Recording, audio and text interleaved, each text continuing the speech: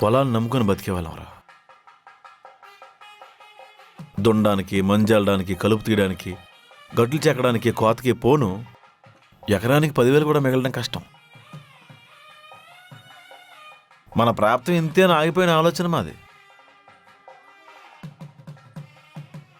పొలాన్ని చేపలు చెరువు చేసావు, నష్టాలు చూసావు, అప్పులు దాటావు.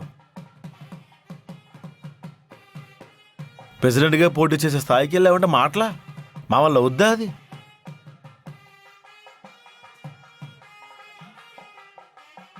అంత గొప్ప ఆలోచన ఉన్నోడికి ఆడపిల్ల మీద కోపం ఏంటో.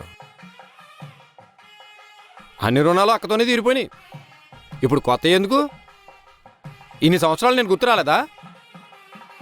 ఆ రోజు ఆ పెద్ద ఆయన పొలం కోసం రాకపోతే జీవితంలో మళ్ళీ కలిసేవాళ్ళమా? మా మొఖాలు చూసేదా? పెద్ద ఆయన చనిపోయాడు కాబట్టే హైదరాబాద్ దాకా వచ్చాం, లేకపోతే వచ్చేవాళ్ళం ఏంటి? కారణం ఏదైతే ఏంట్రా, కలిసాం కదా.